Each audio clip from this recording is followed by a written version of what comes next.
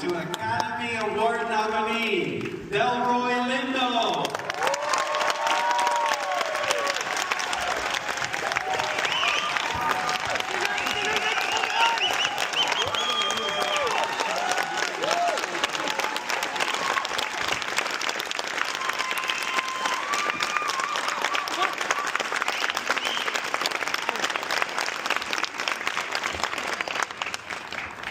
I really appreciate it. Thank you. Performance, remarkable performance. I very much appreciate that. Thank you. And you so deserve that Oscar nomination. I agree.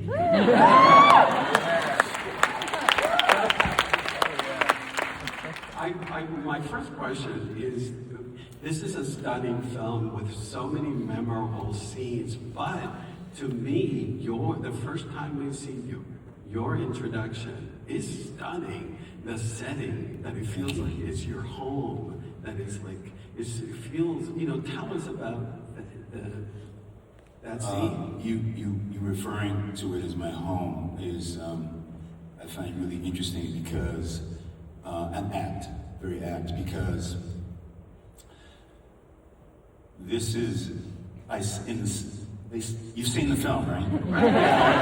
So when I refer to Sammy and I say, this is my patch, this is my patch, and this is my domain, and the way that Ryan described it to me, some of you may have heard already that when we started rehearsing the scene, that opening scene, I wanted to stand up.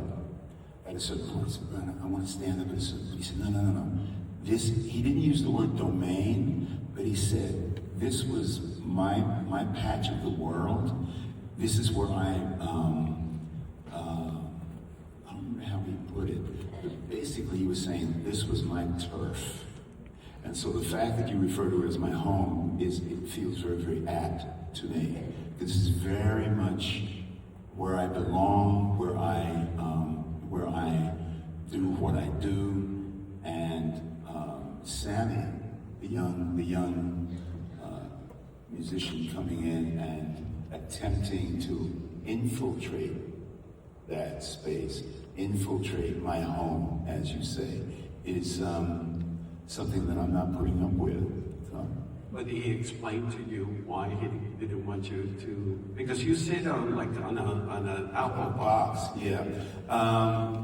This is going back a couple of years, but he just, again, he didn't use the word, he didn't use the term, he didn't say it was my kingdom, but he just said, I really don't remember the word that he used, but it had to do with the fact that I was the center of this piece of territory that I was in. Yeah, exactly. Then the next scene is the one where you give the most incredible monologue. Thank you. Tell us about how that come about. Because some of it is improvised by you. Is that right? Parts of it. Yes, parts of it were. Let me try to be as specific as possible. There were. Okay, first of all, it was a 3-page monologue. So because of the length, I had to commit the words to my brain, and I did not start to actively work on it until we started rehearsing on the day of filming. That's not quite accurate. Obviously, I worked on it myself, individually, but as it related to working with the other human beings that I was in the car with, Stack and Sammy, we didn't get to rehearse up front until the day of filming. I asked Ryan if we could just word through, just say the words, because I needed to just begin to get in rhythm with the words themselves, with the storytelling. And we did that a few times. And then we got in the car and the camera was set up and we started to work. We had finite amount of real estate. We had to go from point A to point B, and I had to have finished the monologue by the time we started at point A, and by the time we got to point B, I needed to have gotten through the whole thing. And what we did was we started working, and I talked and I talked and I talked and I talked till we got to point A. We had to turn around and go back and do it again. And we did that 5 or 6 times. Many of you have probably heard by now the 5th or 6th take, we got to the end of the stretch of road that we were supposed to turn around in. But by that point, I was starting to feel it. I was starting to live in those words more connectedly. All the other 2 actors were there with me. And when we got, it was probably the 6th take. And when we got to the place where we were supposed to stop, we didn't stop. Michael B. Jordan, who's coming tonight? Mike didn't stop.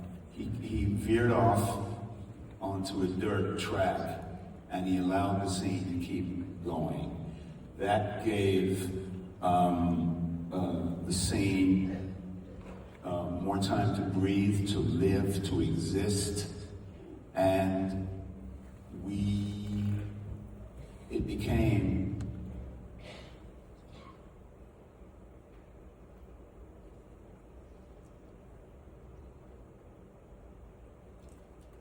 deeper emotionally, to the extent that I had found something in the language, found something with the emotional connection to the language. When Mike allowed, we veered off and we were able to keep working, other things started happening emotionally. And we did that, and we got to the end of it, and we turned around and we did the same thing. By now the scene was breathing and existing more organically, and that is ultimately what produced the improv at the end. I had interspersed some improvisational phrases and moments throughout the monologue, but cumulatively, when Mike allowed me to keep living in that moment, living with the language, that's what ultimately produced that final hollow. And then I read that, yes? I need to, and thank you for saying that, because it's giving me the opportunity to set the record straight. What's happened in the various articles, the various interviews that I have done, that we have done, certain aspects have started to be conflated, and there's a little bit of confusion. So this is what happened. Indeed, the first cut of the film that I saw, that Ryan showed myself a movie at the IMAX theater, the IMAX headquarters in Los Angeles. The chain gang had been cut, and various very significant portions of the monologue had been cut out. Now, I need to be clear about this.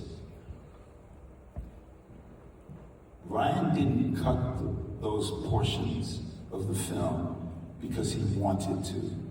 No, I think, and you'd have to ask Ryan this, but I think that what the production was struggling with, was navigating at the time, was the length of the film. Very important. And because Ryan with the studio, they were trying to come up with how long this film should be, 1, and 2, how soon to introduce the vampires. Because there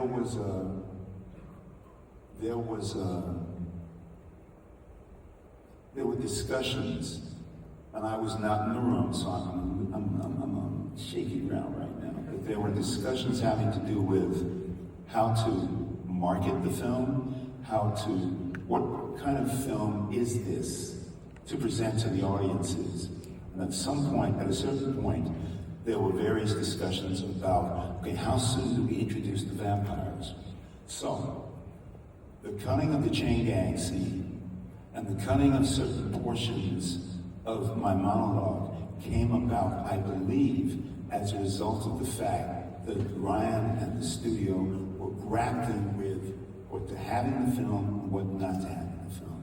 Therefore, when I saw that cut, and the chain gang scene was not in it, and various portions of my monologue had been cut, Ryan said to me, what do you think? And I said, okay, man, we need to talk, bro. Here's the thing that's important about that. This is critical. There was space in the process for my input. It was not a fait accompli. And I believe Ryan knew that the chain gang scene belonged in the film. He knew it belonged there. He was grappling with time, I believe. So we talked. I said to Ryan, man, the chain gang scene needs to be put back in my opinion. That's part of my origin story, and it connects very directly to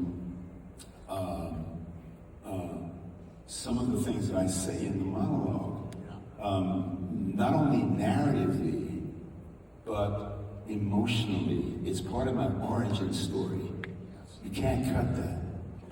And to his credit, he agreed with me, and those the chain gang, excuse me, the chain gang scene was, was reinserted, and the portions of my monologue that had been cut were also reinserted. Did you know when we watched the monologue, there is very poignant sound design that echoes your memories. Was that always in the script? Did you know that? I did not know. And again, thank you for that question, because it speaks directly, in my opinion, to Ryan's genius, his brilliance as a storyteller, with the post-production staff. They came up with that. That was added. I don't know where or how in the process, and I also do not know if that was always the intention. But certainly I was not aware of that component when we were making the work. Haunting, because it plays like, it's your memories that are haunting you. There's that. There is those memories, all of the emotional import that is associated with those memories, and therefore the emotional import that is being conveyed to the audience. And the other thing is, in the conveying of that part of the storytelling, the audience then becomes a part of the storytelling. It's not, you guys are not separate. You become part of the experience of the unfolding of this story. It also is important about your character is that you drink a lot. But my interpretation is that you self-medicate. Exactly. The trauma. Exactly right. That's exactly right. I was in New York a few months ago, and I was coming out of a restaurant, and this lady said to me, "Oh, you played the drunken sinners, right?"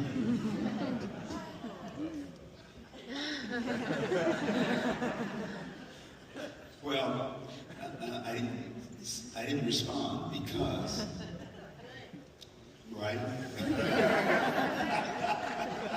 No, I didn't respond because I thought, if that's all you saw, either I didn't do my job or you weren't quite with it. And I know I did my job. So,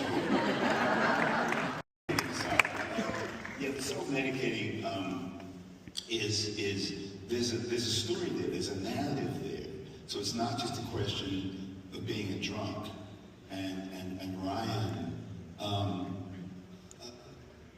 never spoke to me in terms of, he did speak to me, he used the term self-medicating. You know, you're self-medicating. That's the term he used. And as I delved into the work, that resonated for me. And, you know, to state the obvious, anybody who's self-medicating is self-medicating for a reason. So, and journaled and created the whole background. You don't have to share the background, but right. I did, but I have to be honest. I did create certain aspects of a backstory, of a history.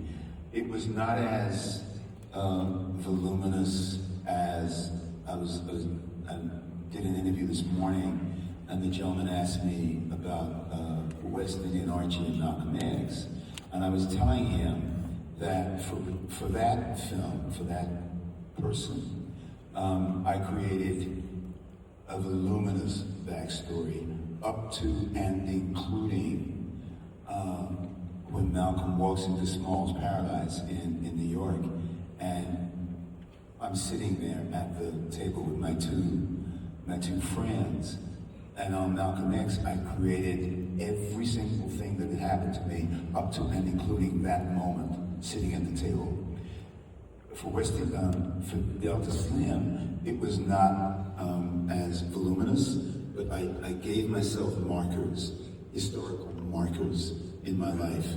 And so it was a scaffolding that I created for myself with Delta Slim.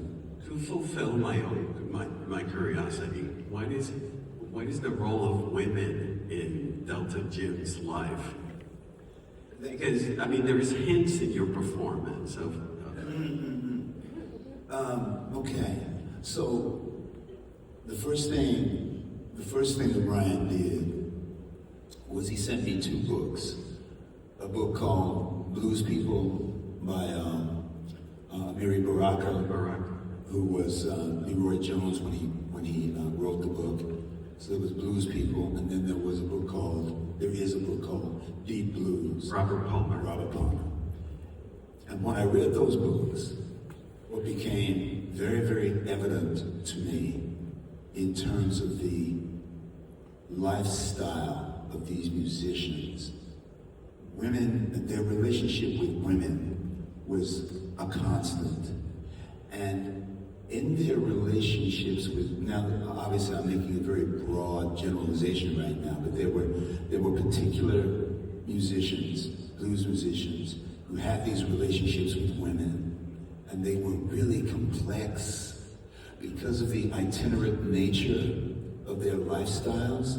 There were multiple women as they traveled to these various locales to work. They'd meet women, and so I translated that for myself. That yes, I'd had a series of relationships with females. That was not in the script. These were components that I was creating for myself in order to fill in some historical blanks, if you will. And in the monologue, there were references to women. You know, there were references to how we had related, myself and my buddy Rice had related to women, what the women coming into our lives meant for us.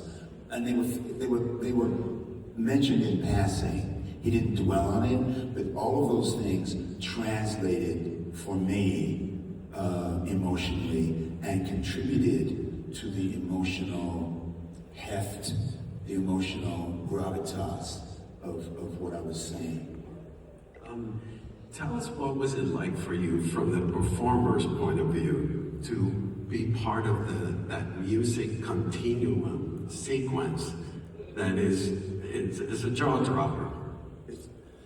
Oh man, the music. You know which scene I'm talking about? The one where the past and the present merges all together. Yeah, which is direct.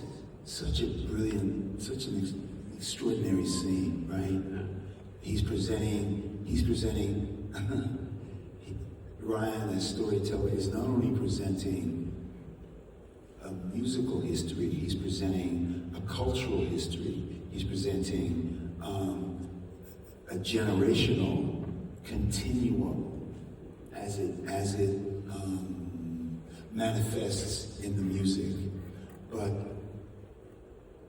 the music is so much larger than the music, because it's elemental, fundamental, and elemental to a culture, to a people. And that, in the final analysis, is what Sammy, Preacher Boy, represents. And it is that continuum, that history, that cultural component that needs to be protected at all costs, which leads to my ultimate sacrifice, because that was not in the script originally. When Did I answer your question? yes, you did. When you know, I talk a lot, y'all. I Sometimes I lose track of what was your question again? when you know, I teach a film class locally, and when I introduce the film, also I told them, you know, this is the vampires is an allegory. Though I mean, to me, the whole film is an allegory. Yep. You know, how was it presented to you by Ryan when he gave you the script and you started reading vampires? And I was always clear. It was always clear to me. You know what, man? I should have kept my shades on. He looks cool with those shades. I took my shades off. you look pretty cool. It was always clear to me that the vampires were a metaphor for an outside force, an evil force infiltrating this community, and what happens as a result of this community being infiltrated. So it was always clear to me that the vampires were a conduit only for the larger narrative that Ryan is telling. And then, when was it working with two Michael B. Jordans? I mean, there's some women here that are going to go like, that's a great thing to have two Michael B. Jordans working. I have to tell you that my appreciation for what Mike did on this film has grown exponentially in context of the various press conferences that we've had, the Q&As that we've had, and I've gotten a sense of, I've gotten more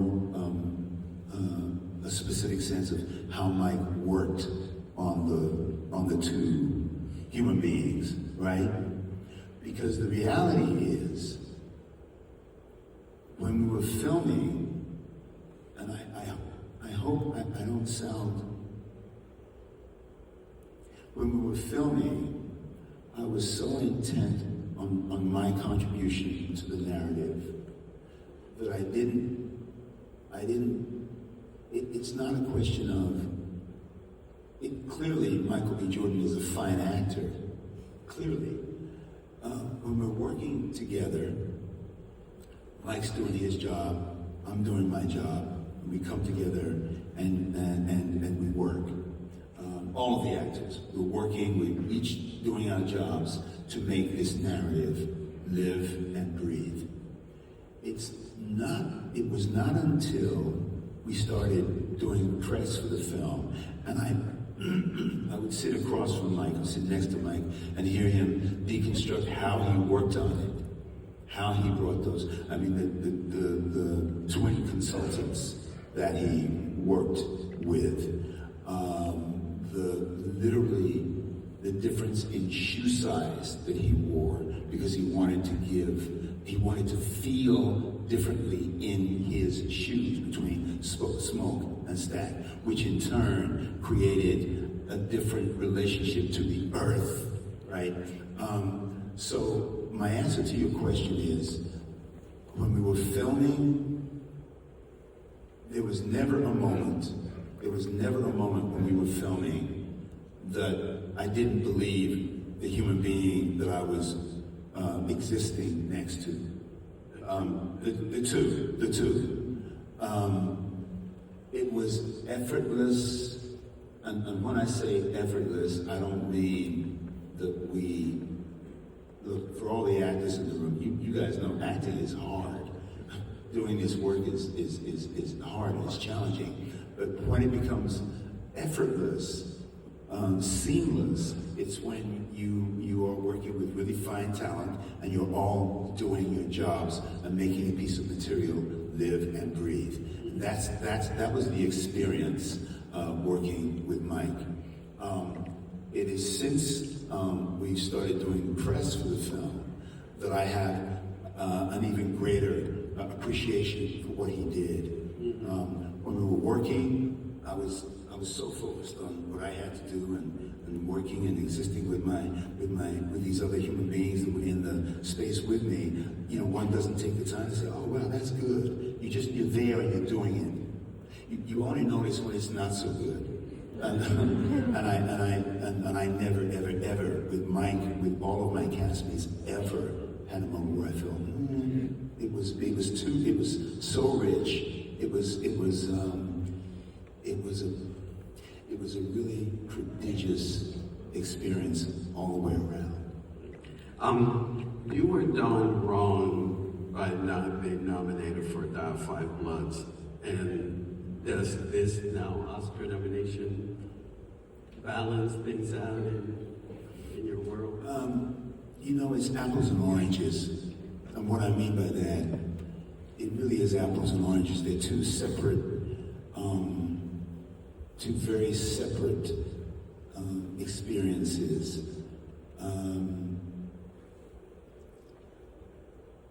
Once again, you know, this morning when I was speaking with a journalist, it's really difficult for me to talk about the Five Bloods, work that I'm hugely proud of. I'm hugely proud of the film. I'm hugely proud of my contribution to the film. But it's very difficult for me to talk about what happened with the Academy back then because it's kind of sort of lose-lose. I can't talk about it without it sounding like sour grapes. This is what I will say. I will say that film is forever. Whether one gets an award or not, the work is there for people to see, and it speaks for itself on its own terms. And anybody seeing, and I'm talking about Five Bloods right now, anybody seeing the work will make their own determination as to its value. I know that it has value no matter what. Now, fast forward 6 years to this moment,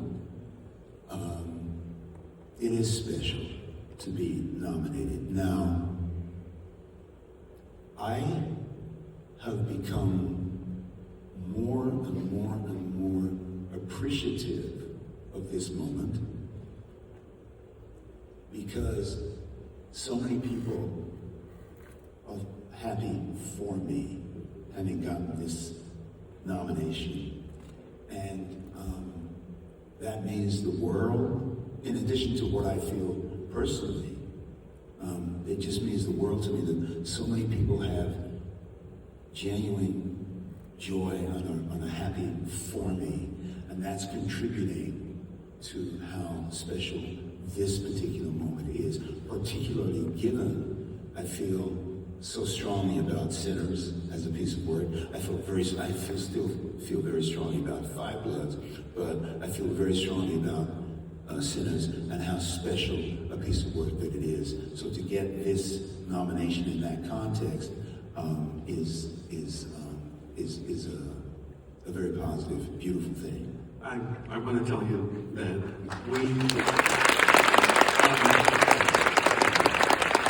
I hope you remember that it was COVID, and we honored you. Yes. We honored Yes. you Yeah. with the American Riviera Award, and you have always been one of my favorite actors. I've always, and having you here today in the flesh is, I'm jumping out of my skin. But again, when we did the award for it was online, it was through Zoom, and I felt the whole time I was like, we did not do this right for this man that I've admired for so long. And then when it came to the award, it was COVID, so we printed a certificate and we mailed it. So I think that there's times that you really, right? The 2021 American Riviera Award to Mr. Delroy Lindo.